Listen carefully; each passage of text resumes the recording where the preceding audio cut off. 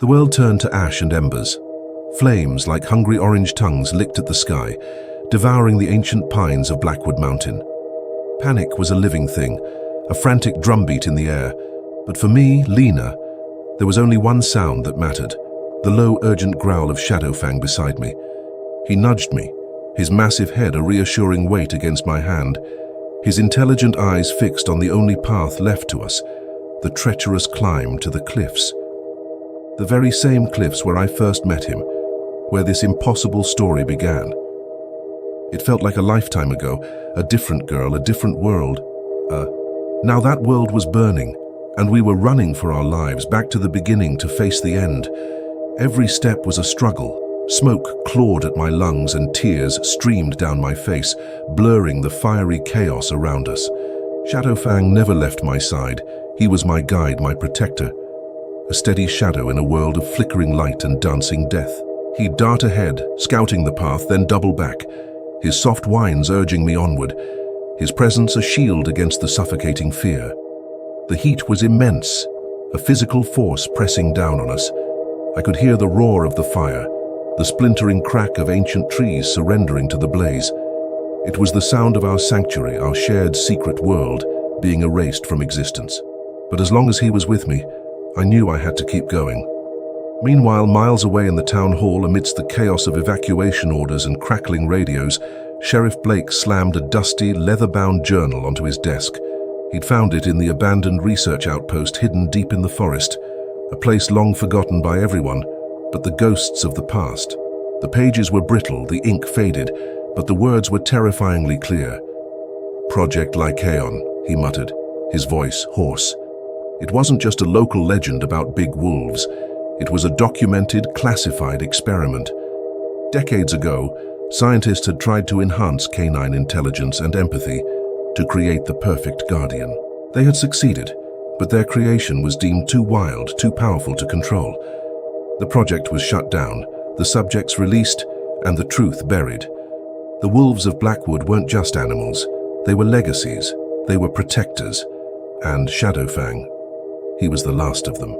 Blake stared out the window towards the glowing mountain, the truth hitting him like a physical blow. He wasn't just chasing a beast, he was chasing a hero. We reached the cliffs just as the fire crested the ridge behind us, turning the night into a hellish dawn. We were trapped. The world below was a sheer drop into darkness, and the world behind was an inferno. I collapsed, coughing, my body screaming with exhaustion. Shadowfang licked the tears and soot from my face, a gentle giant in the face of Armageddon.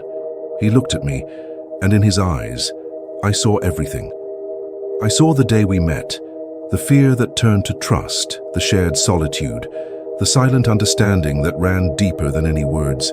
He wasn't a monster. He was my friend, he was my family, and then he looked past me, towards a narrow, crumbling ledge that offered the slimmest chance of escape. A path too dangerous for him, but maybe, just maybe, for me. He nudged me toward it, his intention clear and heartbreaking. I shook my head, grabbing onto his thick fur. "No, I'm not leaving you." My voice was a raw sob.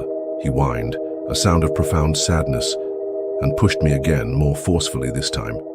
He was telling me to live. He stood between me and the advancing wall of fire, a lone wolf against the apocalypse. His body was a shield, his love an unbreakable barrier. He knew this was the only way. His sacrifice was my salvation. In that moment, I finally understood the words Sheriff Blake would later say, "Humanity lives in those who protect, not destroy." Shadowfang was more human than any of the people who had hunted him.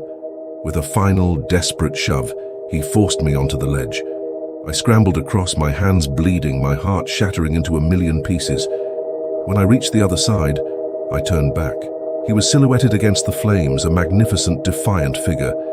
He looked at me one last time, and then he lifted his head to the burning sky. He didn't howl in pain or in fear. He howled in love, a long, clear, powerful note that cut through the roar of the fire. It was a song of farewell, a promise, a final echo of a love that defied explanation. It was the sound of a legend etching itself into the heart of the mountain. The fire took him. The flames engulfed the cliff where he stood, and then there was silence. Just the crackle of the blaze and the sound of my own broken sobs. I was saved, but I was alone.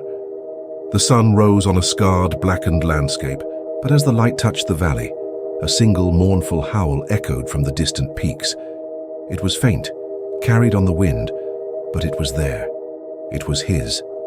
Shadowfang was gone, but his spirit remained, woven into the fabric of the mountains he had loved and protected. Legends, I learned that day, never truly die. They just become a part of the story, a silent howl that echoes forever. Thank you for joining us on this journey through the world of the Silent Howl. If this story touched your heart, please don't forget to like, share, and subscribe for more tales that explore the wild corners of our imagination. Stay safe and always listen for the echoes.